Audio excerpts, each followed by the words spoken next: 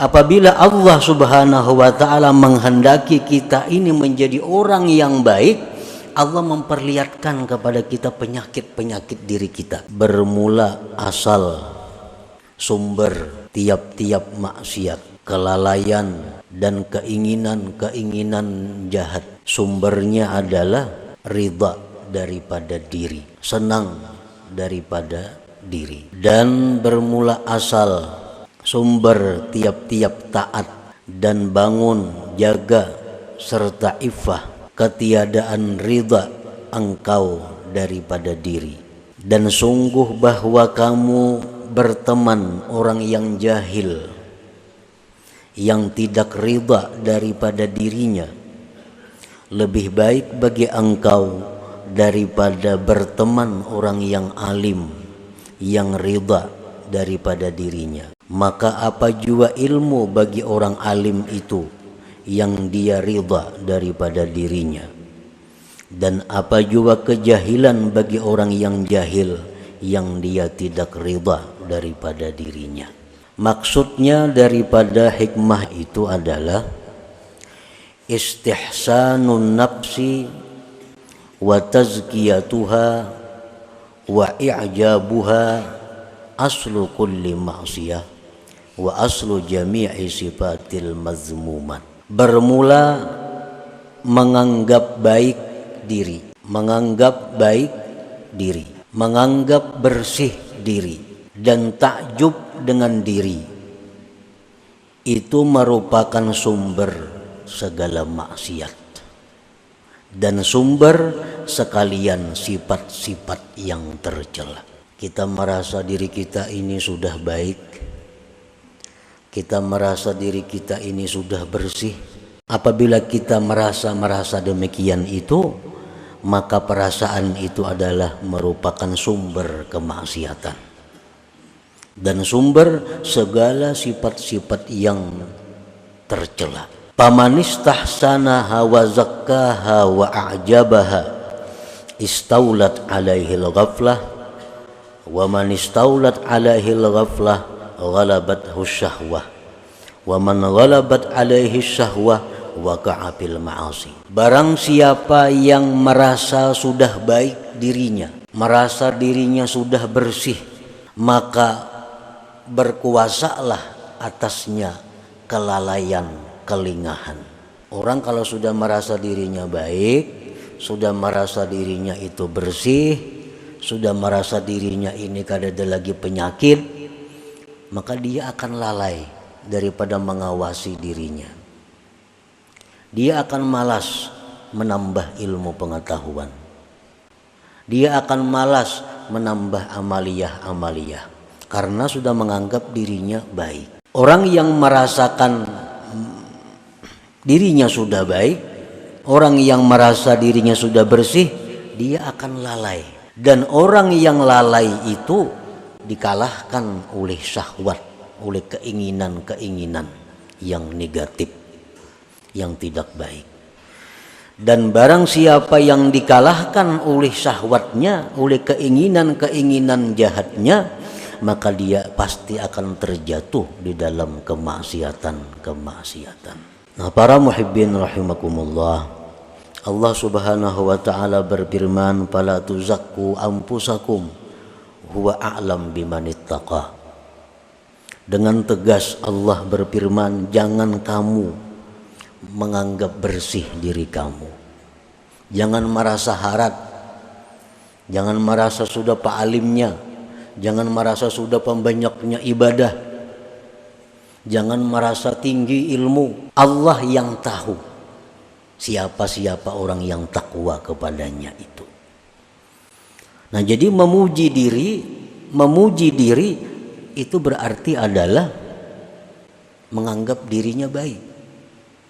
Setiap orang yang memuji dirinya, maka berarti dia menganggap dirinya baik. Bila menganggap dirinya itu baik, maka orang ini pasti akan jatuh dalam kemaksiatan. Rasulullah sallallahu alaihi wasallam bersabda, "Salasun muhlikat." Ujar Nabi, ada 3 yang membinasakan. Salah satunya beliau menjawab, wa i'jabul mar'i bi nafsihi, takjubnya seseorang dengan dirinya sendiri. Wa adamur ridha bin nafsi wa su'uz zanni biha wa tuhmatu biha aslu kulli ta'atin wa aslu jami'i sifatil mahmudat. Ketiadaan ridha dengan diri, nya merasa dirinya nih kada baik, dan buruk sangka dengan dirinya, buruk sangka dengan diri sendiri, dan tidak percaya dengan diri sendiri, itu merupakan sumber segala taat, sumber segala taat, dan sumber sifat-sifat yang terpuji. Kalau kita merasa kotor, kalau kita merasa banyak penyakit, kalau kita merasa diri ini hina, nah itu adalah sumber kebaikan, sumber segala sifat yang terpuji. Paman istakbahaha wa asa'adh-dhanna biha wattahama biha intabaha wa tayaqqaza wa tatabba'a uyubaha wa raqabaha.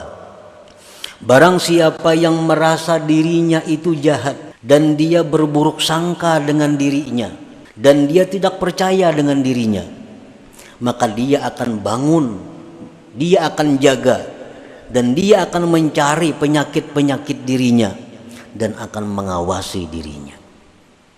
Dan itu adalah sumber segala ketaatan. Nah, para muhibbin rahimakumullah. Jadi artinya bahwa kita ini disuruh memandang diri ini kotor. Disuruh memandang diri kita ini banyak punya penyakit-penyakit rohani. Dan memang banyak punya penyakit. Memang kita banyak punya penyakit-penyakit yang mesti diobati, yang mesti diawasi. Imam Ghazali rahimahullah berkata, "Idza aradallahu bi'abdin khairan bassarahu bi'uyubi nafsihi." Apabila Allah menghendaki seorang hamba itu menjadi seseorang yang baik, Allah perlihatkan penyakit-penyakit dirinya, penyakit kita, penyakit diri kita. Pertama, misalnya tulul amal. Artinya tulul amal itu kita merasa bahwa kita ini hidup lebih lama lagi. Kita menyangka bahwa minggu depan kita masih hidup. Kita menyangka diri kita ini bulan depan masih hidup. Kita menyangka bahkan tahun depan masih hidup. Nah, ini adalah penyakit. Bila kita merasa bahwa kita ini bulan depan, minggu depan masih hidup, berarti itu penyakit diri kita. Penyakit.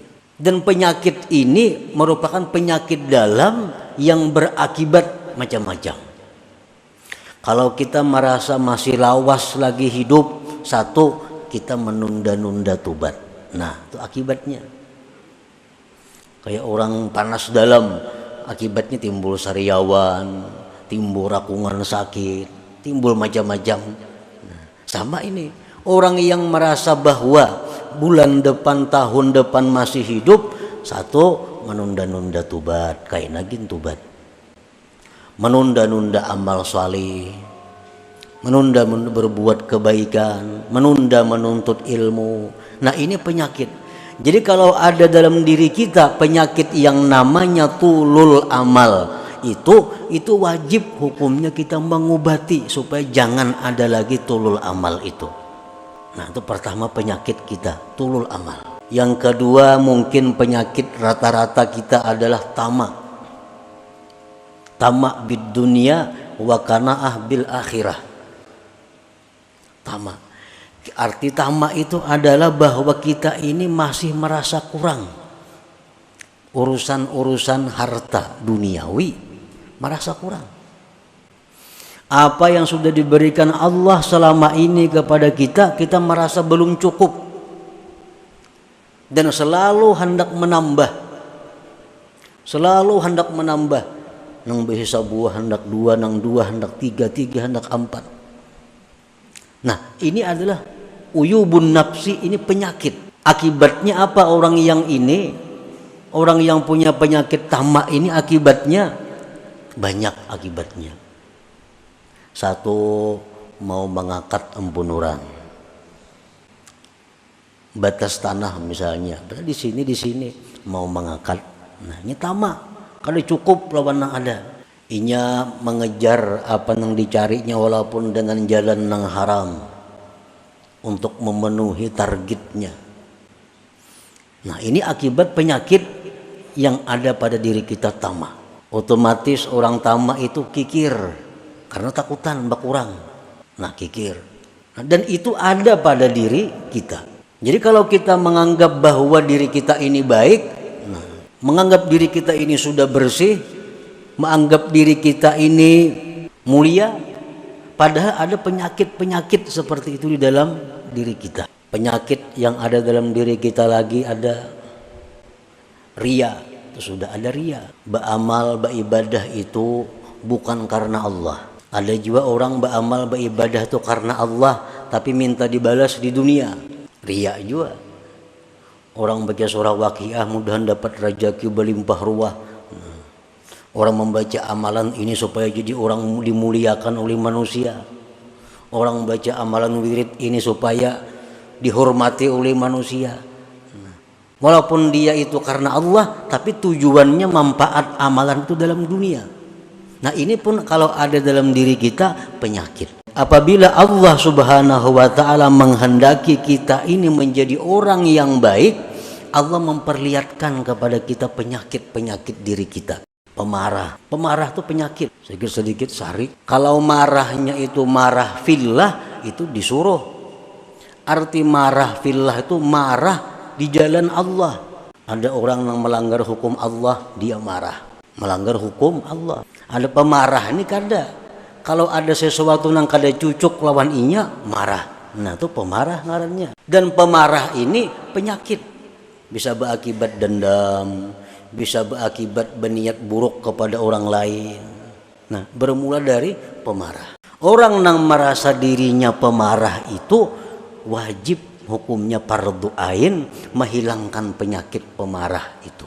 Sebab dengan adanya marah itu kita dipermainkan syaitan. Seperti bola, ditendangnya ke sana, tendangnya ke sini. Dan orang yang sudah pemarah itu berkata-kata yang tidak terukur lagi. Kada tahu orang tua, kada tahu kuitan, kada tahu siapa. Bila sudah marah itu macam-macam. Allah Subhanahu wa ta'ala memuji di dalam Al-Quran, wal kazimin al-ghaiza, orang-orang yang mampu menahan marahnya. Nah, para muhibbin rahimakumullah, ada sombong dalam diri kita. Nah, semua itu penyakit. Tetapi penyakit ini selama kita masih hidup, nah, belum kelihatan, belum terasa. Begitu kita mati, maka penyakit ini akan menjadi serigala, menjadi kala, menjadi ular yang menggigit kita. Nah, penyakit itu. Apabila Allah Subhanahu wa ta'ala menghendaki kita ini menjadi orang yang baik, Allah perlihatkan kepada kita tentang penyakit diri kita. Jadi wajib kita nih berubat. Nah, kamana berubat lawan orang yang mengerti masalah itu.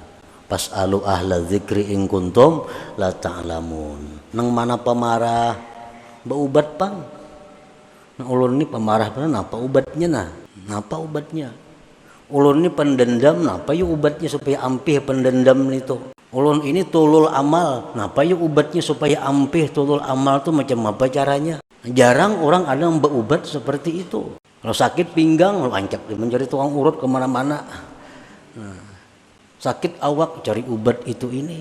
Padahal sakit jasmani ini begitu kita mati tamat penyakitnya. Begitu kita mati hilang sakit. Tapi kalau penyakit rohani tadi, begitu kita mati, nah disitulah mulai timbul penyakit. Marah berubah menjadi kala, dendam berubah menjadi ular, ini berubah menjadi serigala yang selalu menggigit, menerkam kita.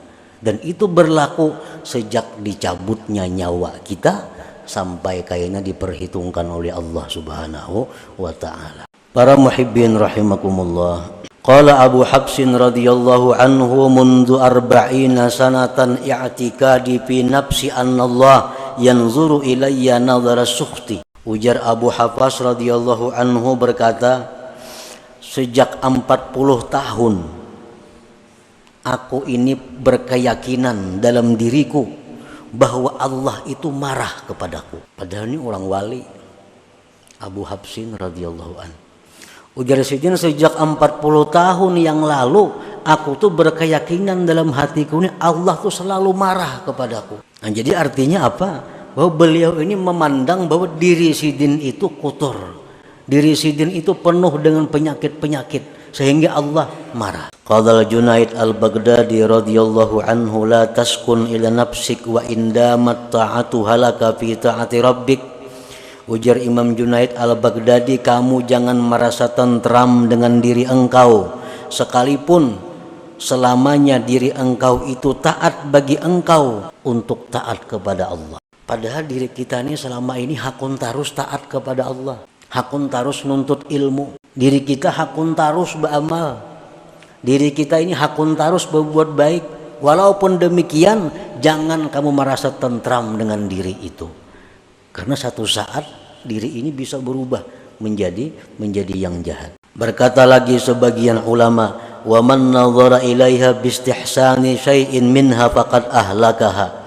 Barang siapa yang memandang kepada dirinya dengan menganggap baik sesuatu daripada dirinya, maka itu mencelakakannya. Nah, para muhibbin rahimakumullah.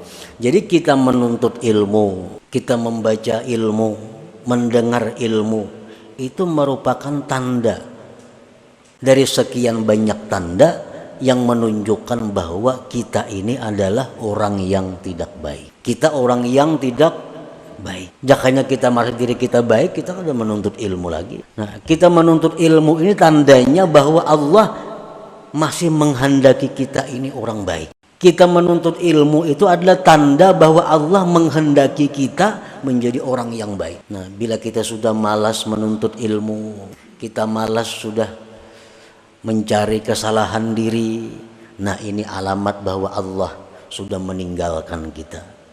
Allah sudah berpaling daripada kita, dan itu tanda kebinasaan kita.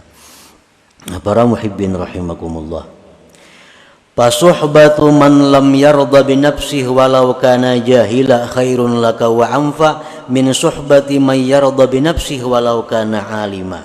Bersahabat bakawan lawan orang nang menganggap dirinya hina. Kita bersahabat lawan orang nang menganggap dirinya banyak penyakit. Kita bersahabat lawan orang nang merasa dirinya kotor. Walaupun dia jahil orangnya, lebih baik bersahabat dengan itu daripada kita bersahabat orang yang merasa dirinya selamat, merasa dirinya baik, merasa dirinya terpuji, walaupun dia adalah orang yang alim. Ini ada orang kada alim, tapi ini merasa dirinya tuh kotor, merasa dirinya itu kada baik, merasa diri itu jauh daripada rahmat Tuhan. Padahal orangnya kada berilmu kada. Nah, baik itu kita kawani, kita temani daripada orang yang merasa dirinya ini bersih, yang memuji-muji dirinya, berkisah keistimewaan dirinya, walaupun dia aliman, walaupun dia alim. Nah, itu maksudnya tadi, la'an tashaba jahilan la yarda an nafsi khairun laka min an tashaba aliman yarda an nafsi. Nah, para muhibbin rahimakumullah, jadi kesimpulan hendaknya kita adalah mencari penyakit-penyakit rohani kita. Nah, kita cari diri kita ini apa kelemahannya. Mungkin ada tama, ada sombongnya, ada riyaknya, ada bakhilnya, ada dendamnya, ada. Nah, kita cari kesalahan diri kita. Nah, imbah itu hanya kita berusaha mengobatinya. Takunakan. Nah, ulun ini adakah ini penyakit? Nah, apa yang bagus amalannya supaya penyakit itu hilang? Pemantang-pemantangnya apa? Karena setiap obat itu pasti 3 hal. Pertama ilmu, yang kedua keadaan, yang ketiga amal. Itu obat setiap penyakit. Ilmu, yang kedua keadaan, yang ketiga adalah amaliyah. Nah, jadi kalau kita selalu ria, apa ilmunya supaya jangan ria? Kayak apa keadaannya supaya jangan ria? Apa amalannya supaya jangan ria? Nah, setiap penyakit pasti diobati dengan 3 perkara itu.